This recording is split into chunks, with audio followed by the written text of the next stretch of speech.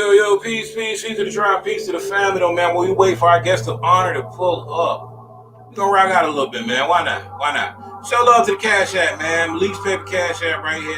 Fuse Cash App right over here, though, man. Shout out to the gang. Like, share, subscribe. Let's go. No one can tell us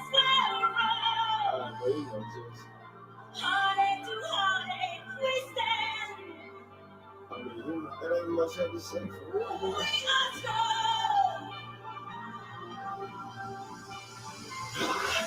Strong, now my thoughts in deep, raw indeed, how I off with beats, often grief. Often grief, strong.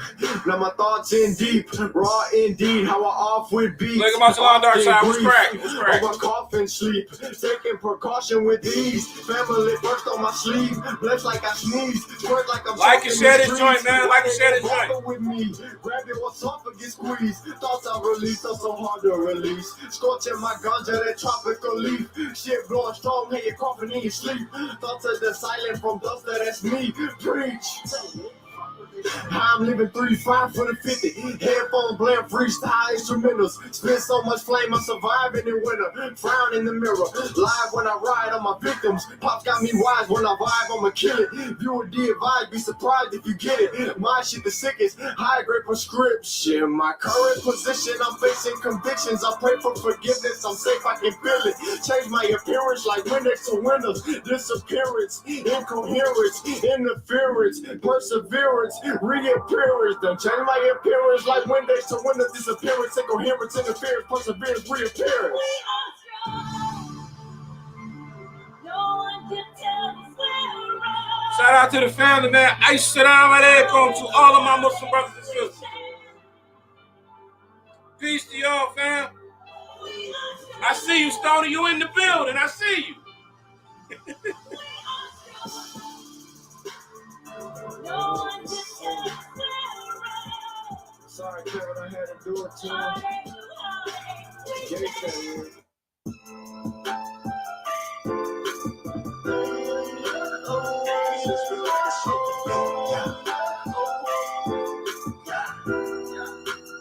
Young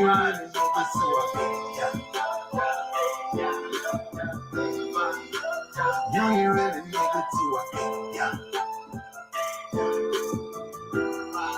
Look at my salon cell, man. What's going on with you, King? It was all for one, nigga, and me one for all. One of us gon' make it big. Me, we all gonna ball. Walking out with ADD. Club on them, we call it off. Broward County, Chevy clean. That bitch look like overall. Top of ghetto turkey, savages and drum law. Too much careful stick, fuck with it if you wanna ball. Everybody with this shit, probably should start jumping on. They post up with my clique, niggas running on the road. Jack crazy with this shit, I'm down in front of Joe Low. Before they even throw that shit, he gon' was that Joe Low.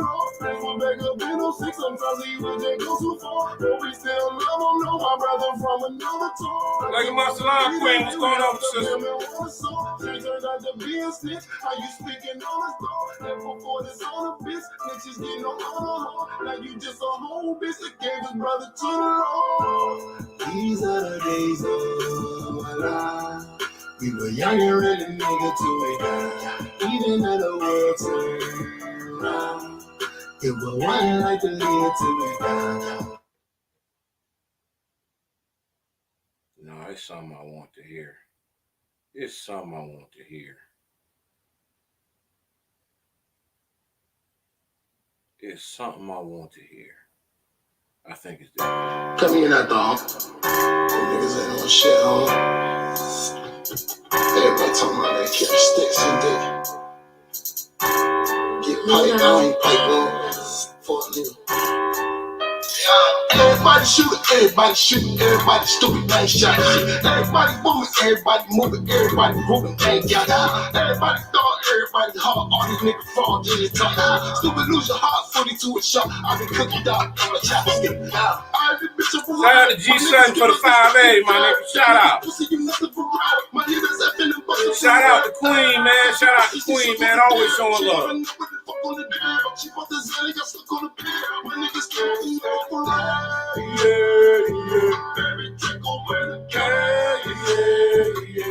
I burn on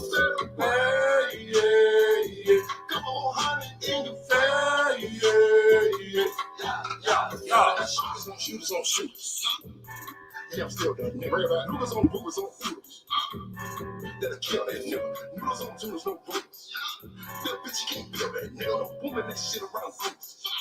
Nigga don't feel that nigga. My bitch do not wear boots. They rather invest in the tax. That's a little nigga feel good. We jumping you niggas like trackers. See you resorting to shoot. Introducing the Smith and the Brass and jumping the punch in the Honda. When I done bought it to France, I get this happy that tell me from bag. I jump with the kiddies, I love with the gather. She got them straights on the ass like the lab. Sex with the different people with flags. And this was the niggas be talking up reckless. I feed that bitch to the cook in my head. The drink is the dragon, they'll eat you for bread. And my niggas think it's the mother of the man. Everybody shoot, everybody shoot, everybody stupid, ain't shot shit. Everybody moving, everybody moving, everybody grooving, ain't got shit. Everybody thought, everybody hard, all these niggas fall, did it talk. Stupid lose your heart, 42 and shot. I been cooking dog. Yo, peace to the tribe, peace to the family. Assalamu alaikum to all of the Muslim brothers and sisters, man. Juma Mubarak as well. All right, though, man.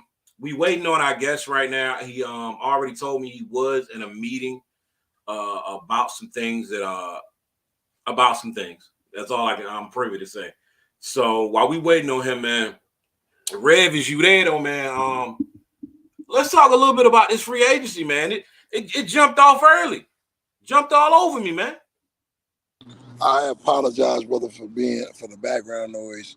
You know I'm on the road. So yeah, this free agency thing is everybody getting paid. Like guys you would have never thought was gonna get paid. Jeremy Grant. Oh my God, bro. I expected him to get paid, but 160.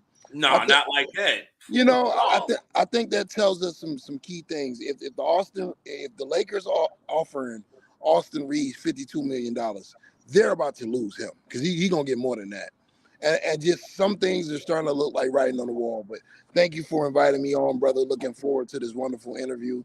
And what you think about free agency, brother?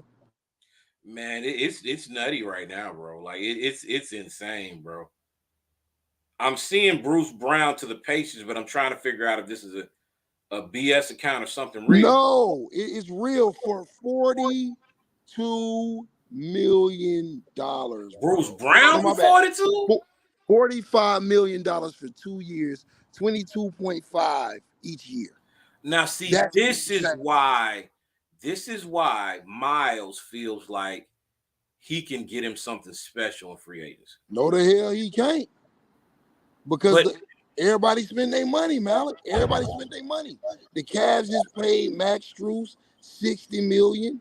The Pacers done spent up their money with Bruce Brown. They got to extend Tyrese Halliburton. The money drying up, brother. Oh, Lord, it ain't too many teams with a whole lot of cap space less, man. Like, yo, he's a pimp named Mitch back knew the market, huh? Pimp named Mitch back knew the market. He said, listen, you out there, man, but you know, you get bet at home, baby. You get bet at home. Good God, you said Mitch told that man to go out there and find him.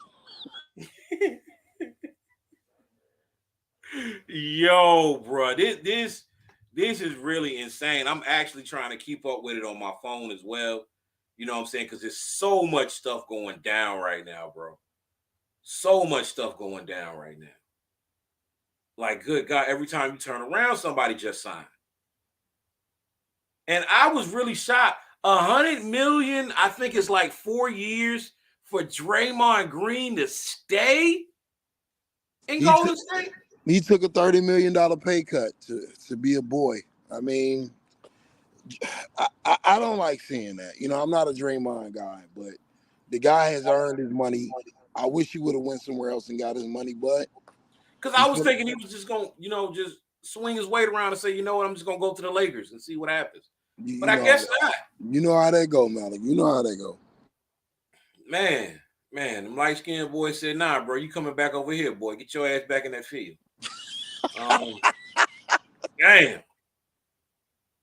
Damn, man. Kyrie Irving returned to Mavs on 3-year deal. What's the paper on it, though? I guess the Sage ain't work. Yeah, man. Like, listen, And it's not because of any physical or, you know what I'm saying, lack thereof of skill. He's just done, bro. He's done. And it's unfair how he's done right now. To be real with you, though, man. But Kyrie is done, bro. You know what I'm saying, though, man? If he had attempted to go anywhere else, though, dude, he probably got turned away. Age situation, though, man. 120 for Kyrie? Okay, because I was just going to look that up. I just saw the 3-year deal. Yeah, 126. I think it's a 4-year deal. 126. Kyrie's worth a hell of a lot more than that. He But is. I mean, I told Bartron a while ago, there's no holding out hope. He's mentally weak. I saw when those people put pressure on him, what was going to happen with Kyrie. So I knew this day was coming. It's some numbers out there that makes, if you are a Charlotte Hornets fan that loves PJ Washington, be afraid. Be very afraid. Cam Johnson getting 108. Max Strus, he got 108, bro. Max Strus getting 60 million. I think PJ might get 120 to 130. Unbelievably. From who, though? Outside of Somebody. Somebody. I don't even know You if think they're Charlotte, really just looking at this guy's length and just want him? his length ain't that great. So I mean, I don't know why they want him, to be honest with you. I know why other teams want him, because he's a good rotational piece off the bench. The Hornets are looking at him as a starter, but PJ's not starting anywhere else in this league. Yo, that's crazy. That's crazy, bro. Like, I feel like a lot of these players are overvalued, man. Like, I feel like a lot of them are like overvalued, bro. Like, did you see what Kyle Kuzma got from Washington? What? 104? And I Like, like Kyle Kuz. Kuzma, right? I like Kuz. I like Kuz as a guy off of the bench that could be a microwave, that can knock down shots, big shots. His defense is a lot better than people give him credit for when he locked in. But dog, 108, it feels like the Washington Wizards are trying to tank, but it's like they're tanking a year late. Like what are you doing? Yeah. Like, what are you doing right now? And while you had Bradley Beal, why wouldn't you get something for him? Like, I don't feel like they got anything for Bradley Beal, bro. No, nothing. Ham and cheese. Second round assets, that's it. Man, this type's so crazy, man. And I feel like it's gonna get, you know what I'm saying, even more extreme, man, as we go on. So who's left out there right now? Because it seems like a lot of the top guys are gone. You got Miles Bridges, you got PJ Washington, you got Herb Jones, basically got James Harden, still got Seth Curry. Karis LeVert got paid? Bro, by the Cavs. Bro, That money gone. That money gone, bro. You paid Max Strus 60. You paid Karis 34, 32. Like, you ain't got no money, bro. You ain't got no money, bro. So I think what's going to end up happening is Miles is going to be so frustrated. He's going to try to convince the Charlotte Hornets to pay him, to rescind his deal. He's going to say he doesn't want to play there, and he's going to fuck around and find out. He's going to go out there on the market, and there's nothing going to be out there for him. So either he's going to have to take a 1-year prove-it deal, or he may not have a place in the league. That's where I think Miles is going to end up. Man, that's nutty, bro. That's nutty, dude. Like, I feel like for Miles in the organization, it's best for him to stay, man. That's my opinion on it. You know what I'm saying, though, man? You're help building around a young team. You know what I'm saying, though, man? Miles is like semi-veteran at this point. You know what I'm saying, though, man? Like, he could really help out that squad and that team. And you got to understand, man, like, you got to move different when people put you in certain kind of situations. You know what I'm saying? Or like, nigga, by now, if you keep, you know what I'm saying, or mentioning me on your social media and I ain't said shit to you, like, again, gag order, my nigga. Like, you know what I'm saying? No cease and desist will be sent to your ass. But that will be over, man. Like, I don't understand Miles and the way he handles certain situations. You know what I'm saying? But it is what it is. It surely is. It looks like Obi Toppin. The Indiana Pacers want Obi Toppin. It's It's going to be fucking loaded. Yeah, I mean they want Obi Toppin. I think that's a good look. They probably gonna have to do it via sign and trade. Um, yeah, I mean they got to find creative ways to get guys in there because Obi Toppin, I don't think he's up for his rookie extension until he came in with Emmanuel quickly. So now his extension this year, but they don't really have to extend him. They can have him play one more year. He could be a free agent next year. It's a lot. It's a lot of ways they can play it because I know the Pacers want a forward. If Miles go to Houston, he ain't playing. Who he playing with? Because they ain't got enough spots. And I'm gonna be real with you, man. That team in Houston don't seem serious at fucking all. They sound like the strip club niggas. Yo, Fuck the Rockets. Call them the strip club niggas, the big booty hoe chasers, whatever you want to rename them niggas. Bro, they got a loaded roster, but it got a lot of red flags, bro. It's fun. You know, like I'm not saying those guys on there aren't talented, but it's just like you know what type of guys you get. And then the head coach don't make it no better. Like, it's. I'm seeing Fred VanVleet might get 126 to 136. Good God. I saw the Rockets. I don't understand that move when you just got Ahmed. I don't think that's gonna happen. Jacob Poeltl got 80 mil. 80 mil. PJ about to get paid, bro.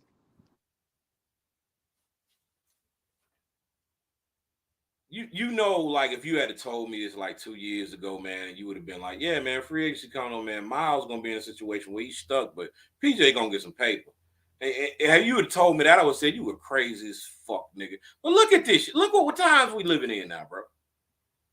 Look how the swinging of the pendulum has changed. Like, good God, I would have never thought that we'd be talking about PJ Washington as a big-time free agent for someone. I wonder what Charlotte gonna give him, man, because it's gonna be Charlotte that gives it to him. I know it is. I mean, let me give you a list of the guys that's still available in free agency, brother. It's getting scary out here. Austin Reeves is the top guy as we speak. Yeah, the Lakers offering him 4 years, 52 mil. That's disrespectful. It is for how he played. Yeah, that's him and Corey Hatchamore kind of held that team up when LeBron looked like he looked 80, nigga. He didn't look, you know what I'm saying, 30-something. He looked 80 in the playoffs, bro. He just did. He did. And him and Rui Hachimura did their thing, man. So that is disrespectful as hell. That boy Karis LeVert getting 16 mil a year. Oh, I mean, it's just getting disrespectful. Damn, the Suns goddamn got Lee, Eubanks, and Diop. Yeah. Them niggas is like a 2K team right now, bro. Like, this is insane what they getting. Ain't nobody pulled the trigger on James Harden yet, huh?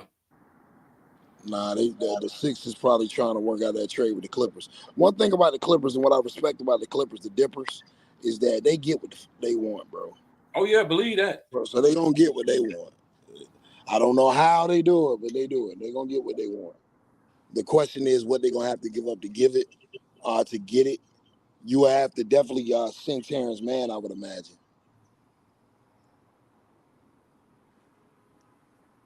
I can see that. That boy Draymond took a $30 million pay cut. So I wonder how much Clay going to take. I wonder if Clay going to restructure. I wonder if they're going to, you know what I'm saying, if he going to have to. You know what I'm saying? Because it seems like the you know what I'm saying, how he plays, you know what I'm saying, no man, doesn't matter. It's more so of the image of the team when it comes to this. It's one of the reasons why I hate those fuck niggas, dog. Like, I'll blow my brains out if I root for fucking Golden State, bro. Like, that's not even my thing. You know what I'm saying, no man? I blow my brains out if I root for those guys. But it just seems like no matter how horrible, huh? Who? Golden State. Oh, yeah, ain't no chance. You know what I'm saying, no man? Because it just seems like those guys can go in there and half-ass play or half-ass give an effort. But if the guy who's actually giving you the buckets, actually giving you the defensive plays, comes up short one year, his ass is out of there. Yeah, they got Jordan Poole out of there viciously, but they should have got Draymond out of there last year when he did that, bro. Like that, I knew that was doomed to fail. You done snuffed the nigga out the way he snuffed him out, bro. Yeah, I agree though, Yeah, I man. saw that about Levine and DeRozan for Harden. Did you see that, bro? And shout out to Stoney Stone. Wait, what now? There was a post earlier. The Bulls will put Levine and DeRozan for Harden. They some damn fools. Stop lying. Gave Vincent a Laker. 33 million? Why?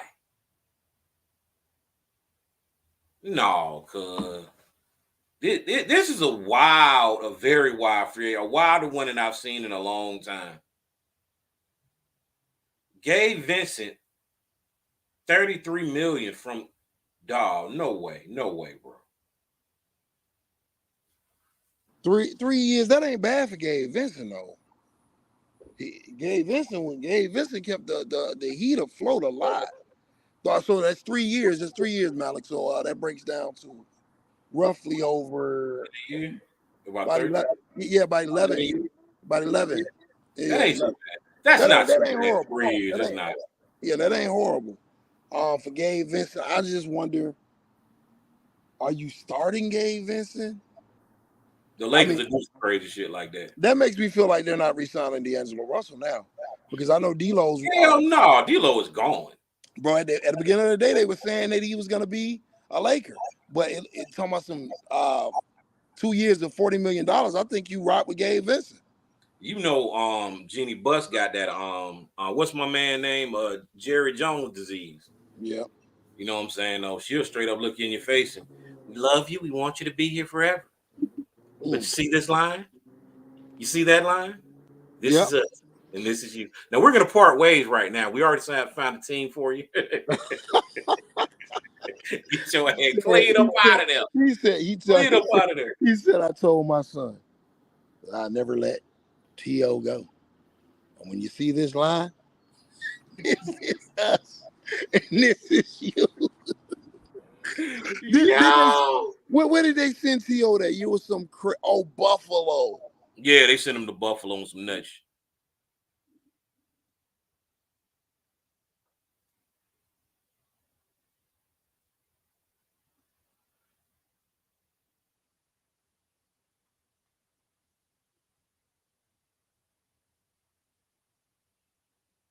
Bro, do y'all see PJ Washington on Instagram posting talking about the ultimate do-it-all power forward? Do you see this trash? I hope somebody bite on that shit though. I really do, cause I want the nigga gone, bro. Like you and your Brittany Renner problems. I don't fucking want him in Charlotte no more, bro. You a distraction. Kick rocks. Yeah, man, get this guy out of here, bro. You know what I'm saying, though, man? Put a little pressure on the welfare queen this season. Shit. Man. Oh, our special guest is in the building. Ladies and gentlemen, I'd like to introduce you to Coach, businessman, Mr. Oh, I'm sorry, I keep getting this text. I'm going back and forth. Mr. Denesto. Appreciate you for coming on, man. Appreciate you for being here, though, man. And again, man, when we come back out that way, I got to meet you, fam. I got to meet you. Right. Yeah, for sure. I'm good. How you doing, man? Can you hear me okay? Yeah, I hear you good. I hear you perfectly. Okay. You know sorry about that. I was about to get on and I had a customer just show up unexpectedly to pick up an order. So apologize for being late. Man, it's cool. It's cool, man. First and foremost, I want to ask you about your basketball journey. Like, when did you start playing, and when did you find an affinity or love for the sport? Man, I could even say what age, because it was like probably whenever I first picked up the ball, you know. Just I guess it was more like therapeutic at the time, you know. Grew up with not much, you know, fatherless, grew up with mom and grandma. There wasn't much to do on the res, but we had a basketball goal outside, and I would just go out there and shoot hoops and just fell in love with the game, man. Man. So on your journey, um, how did you get into coaching, and what was your playing days like? Playing days. Played pee wee ball with friends back home, and then I went to high school. It was a blast, man. I mean, I always think about those days, reminisce here and there, and it was great. We made it up to the state championship game. I think we still have a record as far as the crowd attendance at America West Arena where the Suns play. Man. They had to open the upper deck. They had to open the upper deck for our championship game. So it was big, man. Res ball is big, big gyms, pavilions. Res ball, it's a whole nother culture, man. People wait in line before the game, few hours. You pull up to the gym and the line's going around the corner. But high school, that was good. I believe to this day still, at Ganado High School, boys basketball, I think I'm the only one that was, voted for like an uh, Man. All American in basketball. And then I went to college. I played at Mesa Community College, but I was doing football as well. So I played football, basketball there. Um, and then I shattered my left ankle in a football game. And so I kind of started drawing away from football and stuck with basketball, and took me all over. I ended up going overseas, Amsterdam, Belgium, France. Um, and then they started an ABA team in Gallup. They were trying to start like an all native ABA team. And I ended up trying out for that, making the team. But due to some like financial backings or whatever, with management, I think it only lasted about a season. Um, and then after that, man, I just played and just, they call it like the res ball circuit or open men's basketball circuit. Just travel all over, just playing in tournaments. They have like money tournaments, and it's all over. So I would go to Washington, Florida, um, Yeah, I know they have them Oklahoma. down here. I've seen a few of them down here. Yeah, so I used to just do that, just do that. So basketball's pretty much always been in part of life. Okay, how about the coaching aspect of it? Coaching aspect, I think just naturally when you play and you get that far into it, I feel like naturally, like just that coaching bug comes. Um, my brother actually started coaching before I did, and he was coaching football, and he kept saying, "Hey, come out and help me, come out and help me, you know a lot, and Now, where does he finally, coach at? what's that? Where does he coach at? He stepped down last year, but he was coaching at Navajo Preparatory School. Uh, Oh, okay. yeah, yep, yep. So we were both coaching there football. We got to coach my son, who was our quarterback. And then I also coached baseball and got some coaching in basketball as well. And then when I started up my business and stuff, it's been taking a lot of my time. I'm still doing it solo. It's just me, and so I just stepped away for a little bit. I figured, coaching is always going to be there. It's and my wife coaches as well, so Oh, it's kind of like it would have just been too much, man. Like to have both of us during basketball season. We got kids that need to be picked up from school. They got their practices, so I just let her do her thing. So man. Okay, now I got to start asking you about Res Ball. How did you get involved with the production of that, and what do you feel like people are going to take away when they see it when it airs on Netflix? um It was just random, man. It was just somebody I guess saw my Instagram. There's this guy, Brent Coway, he owns indiansports.com. So he kind of does like he just covers native sports basically. He tries to get kids exposure. He works with different programs like N7. Just a guy trying to get like native athletes out there. So I guess the producer of the movie, his name is Mauricio Mato, he reached out to Indian Sports. They didn't know much about, Resball, whatever, but just the name Indian Sports, I guess he was like, hey, maybe these guys know where I could find somebody. And so they actually approached him and asked him if he knew anybody that, like a native owned business that can design and print, uniforms. And Brent Coway is actually the one that referred them to me, or referred me to them. Next thing you know, we get on a call. I'm meeting the producer. They check out my stuff. I send them samples, and they were like, "You're the guy." So that's how it happened. And man, my little old shop right here, just yeah. And then it just happened. Well, it happened right when COVID hit, and so they actually got the okay from like the Navajo Nation president, and they were scouting out the area, and COVID hit, so everything just got put on hold.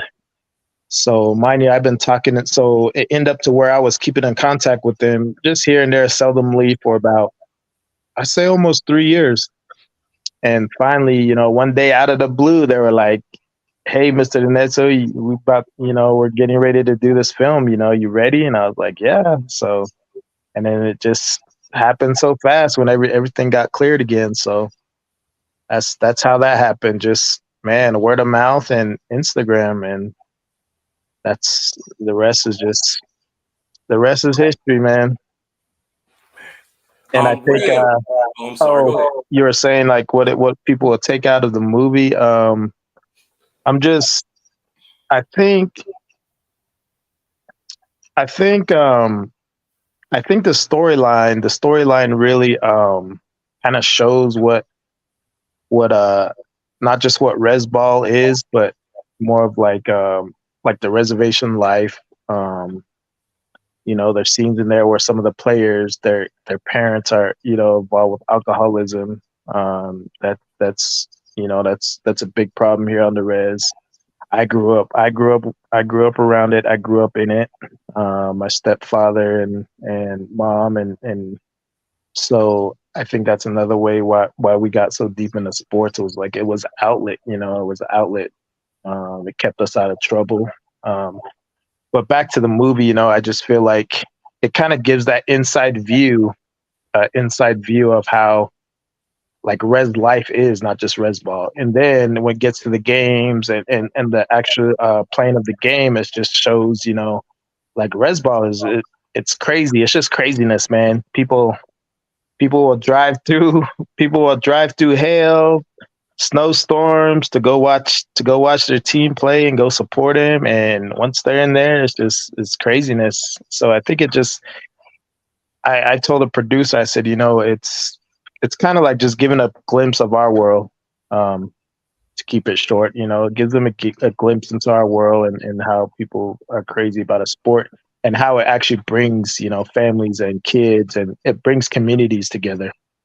And at the end of the day, res teams, they'll battle all day, but once you get to state, it's like every different res towns that are rivals during the year, they're cheering on one another at state, because it all becomes one. Like So, something I've seen, especially like in the high school mhm. tournaments, like even some of the areas on the reservation, like they go to like Albuquerque, like to that what is the name of it? It's like this big arena. Mhm. Can't think of the name of it, and like I know people that drive like all the way from, what I'm saying, or like almost the western parts of Arizona just to come out there for tournaments. And I Right. got to see it for the first time back in, was it 2017? It might have been 2017. Mhm. One of my wife's nephews, or my nephew, it was actually Right. one of those tournaments. And I was just like, oh, this is crazy. Because me coming from the South, the only thing I saw like wild like that was like football tournaments. You know what I'm Right. saying? Right. Because, down here we do have, athletes that play basketball, but not necessarily to like how y'all all about basketball, we are about football. And I just found Right. that so wild. You know what I'm Like, saying? yeah, like football is king in the South. Yep. Yeah. But I found Yeah. that so amazing though, man. And I Mhm. actually got to see that. And I was like, oh wow, they're passionate out here. Right. Right. And it's a whole like it's just a brand of basketball, I believe. It's a different style. It's you're not really concerned about height.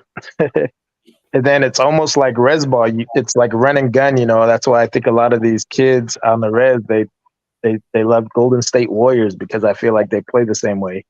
We're not necessarily needing a center, but at the same time, it's almost like that's the only way we could play because we don't have very tall natives, you know. But you go to Montana, a different part of the United States. Oh, I that's mean, different. they got some big natives, you know. But from Navajo Nation, Hopi, Apache out this way, like you find somebody over 6 foot, like everybody looking like, damn, you're tall.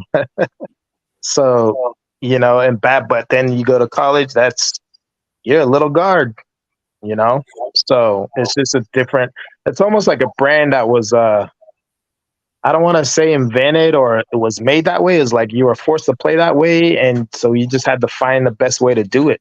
And so that's what I think, you know, res ball. It's just that fast paced, run and gun, you know, push the ball. If they have bigs, we're gonna outrun the bigs. We're gonna score before their bigs can get down the court. Is basically what it is, you know. Mismatches, make their bigs run. Um, it's kind of like instead of using the disadvantage, you're trying to gain advantage somehow because you're so undersized. So yeah, so it's like a brand, you know. I wanted to give my co-head host a minute to ask you some questions as well. Rev, if you Okay. still on. Yeah, I'm still here. Thank you, Malik, and it's nice to speak with you, Coach. It's an honor for us to get a chance to talk to you today. Uh, One of the questions, the main question that I had, growing up playing ball, moved from New York to down south, we were always underappreciated and undervalued when it came to basketball talent, being as though the South was, football country. It seems like you guys go through that as well on the Reds. Can you talk a minute about the talent that is still there on the Reds currently, and what these young men and young women need to do to get noticed, and just how you guys might be overlooked? That's a good question. Nice to meet you first off. Glad to be here as well. Um, I think, man, I don't really know how to put it, but as far as height, speed, um, it's almost like we're behind the eight ball in every aspect, you know. It's different for myself and my brother. We're both half black, half Native American, you know. So we could jump a little bit. We had some speed. So it's a little different per se, but um, as far as you know, just natives in general, um, I think it was maybe some would lack athleticism, but man, but like what I noticed is like everybody could shoot the ball though. You could have the slowest guy in the court, but man, he'd be draining every shot. Like he gets to put up. So I think I think that's looked upon as far as you know the athleticism, the height, maybe even the game IQ sometimes because we're not you know we didn't you know in the past we didn't have travel teams, AAU teams, stuff that you know that's opening up for native kids now. We didn't have all that. You know, it's we weren't kids weren't exposed to the city. Um, we get to the city and they get shell shocked. Like, damn, like these guys are dunking in warm ups. These guys, things you only see on TV. And so it's almost like, and me and my brother, we, you know, being mixed, we're able to connect with the kids in that aspect. And that was one thing we use it as motivation. When we would go play the teams in the city, we tell them like, hey, you know, don't get what's the word my brother would use? Like, I can't think of the word we use, but it's mainly like, don't show up here and we see different colored kids or we see all white team or whatever. Don't go in there and get like Intimidated. intimidated or shocked or like, man, this is who we playing. You know, be proud of where you come from, be proud of who you are, and know that you belong on that field, that court with them. And you go to a prep school that's one of the best in the nation. And you know, at the end of these guys may kick our behinds, but you know, we're going to be their supervisors, their bosses. You have to think, you have to find some kind of positivity for them to want to fight, you know, and then be there for each other, you know, because you know you could see it, you know, when we first started seeing it, you could see it. We used to call it the black factor, the white factor, and so it's like trying to just get them like you got to build them up because I feel like I said athletic wise they're behind, but my brother and I, we always felt like we could make, you know, coaching, you could make up for some of that through coaching. um, Good coaching, you know, you could beat some good teams. Game planning, taking away their strengths, but you know, when you get to that next level, when you get to college, when you get above that, you know, everybody's on a level playing field though. So it gets a lot harder, and that's what we try to tell these kids. And I think, you know, what you asked about how we're behind, I think a lot of kids, they get that culture shock when they go to college. We have a lot of athletes, you know, that go to college and man, they're like one semester and done because the culture shock, like they don't know anything else. And they get there and like, man, this guy I'm guarding is just beast. And I was the man on the court. And all of a sudden, you're just average. But they don't understand that, you know, you stick it out, you hit the weight room, you get stronger, better, faster. It's not necessarily that everybody is better than you because you're native. It's they're a little more ahead because they started doing the things you're just now doing as a high schooler. They've been doing that since they were third, fourth, fifth grade, if that makes sense. I got to ask another question. Do you feel like this film could possibly bring like more resources to the Revs, situations where AAU ball does start to connect with you guys, situations where it makes better facilities and possibly programs that improve, you know what I'm saying, these situations that might have issues? Yeah, I do. I mean, I do. And that was one of the things I talked to producer about, you know, and I don't like it was weird because to me, I had to take it just like another customer. It was just another order that I'm doing.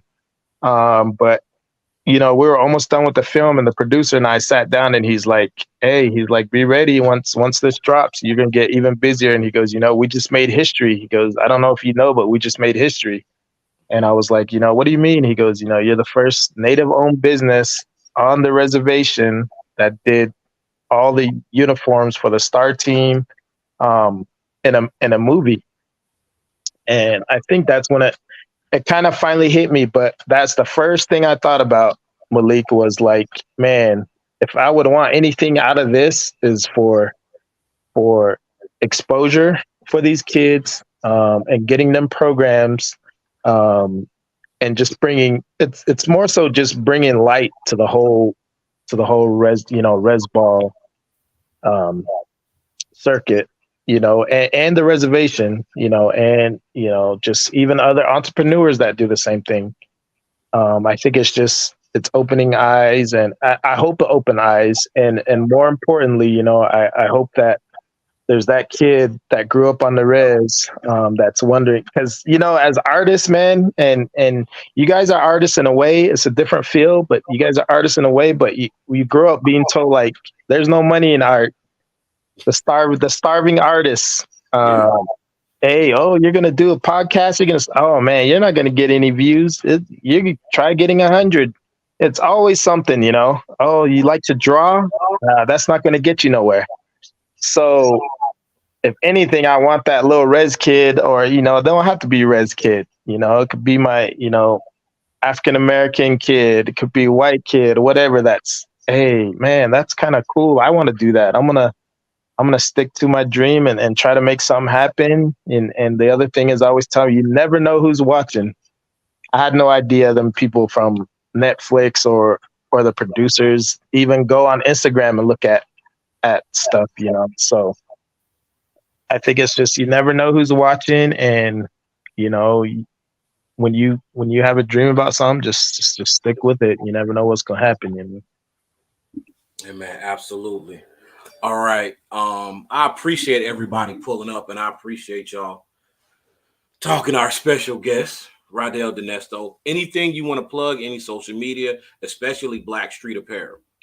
Right. Yeah. I'm at www.blackstreakapparel.store. You could order out of there. I do custom orders, quotes. Email is just my first name, Rodell, Roddell dot Denetso, Denetso at gmail.com. And yeah, I ship all over. And it's just not a Native American brand. Um, and I also wanted to say one thing about the name. So Native Americans, we all, and you know this, we all get clans. Mm-hmm. And being that I'm half black, I have two clans, because my two other clans are African American. So, and then my two main clans are Tsitna Jinny, which means Black Streak and Forest People. And that's how I got the name Black Streak Apparel. And that's just to honor my grandmother. And my other clan is Kintlachini, Red House People.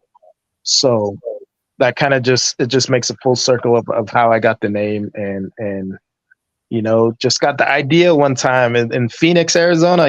That's where I used to live, and I was at a Hispanic tournament.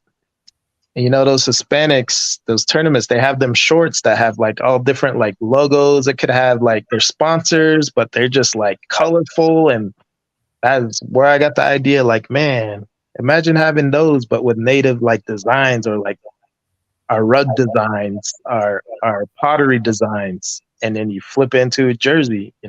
That's where I got the idea. But it's just I specialize in it, but it's not all I do. Open to any and everybody that needs uniforms. I do all sports, not just basketball. I do logo designs, graphic design services, embroidery. So yeah, it's an honor to be on here, man. It's kind of my first live show, so I appreciate it. And we appreciate you coming on. And by the way, y'all, I've been to his websites. Them designs are fire. Okay. So Appreciate it. please, by all means, shop with our brother though, man. Do you know when the Res Ball is gonna drop? Like Right. Yeah, it's in editing right now, and I learned a lot through this movie. Like, they shot in Shiprock, Santa Fe, and the pit, the UNM pit in Albuquerque. Albuquerque, yeah. Yeah, and so it went from me just doing the main star team's basketball uniforms to I did 3 sets. I did the shooting shirts, team bags, the cheer uniforms, the t-shirts for the people in the crowd, and then down to the opposing team they play in the championship game, which is the Santa Fe Coyotes. So I did their uniforms, shooting shirts, and bags as well. But just kind of it just kind of shows like where it was really just like a small project and it ended up being, I mean, it's big either way because it's a film. Yeah. But I think it brought a lot of eyes just to the community as well. There was kids standing by the fence when, the film crew was there, and these kids are just like, what's going on? And, tell them, oh, they're making a movie. And it just brings that source of humbleness, and they're proud, they're proud to be where they're from. And so I think that was pretty cool. But yeah. Yeah, absolutely. Again, we appreciate you coming on, though, man. Please, everybody, please shop with Black Streak Apparel. Share this, like this, subscribe to the channel. Again, I appreciate you, Rodell. We got to chop it up soon. Hopefully, Right. I'm supposed to be back out that way in a few months. So Okay. hopefully we can chop it up, though, man. And again, peace to the tribe, peace to the family. Assalamu alaikum to all of my Muslim brothers and sisters. And I'm out. All right, man. Appreciate you. Peace. All right. But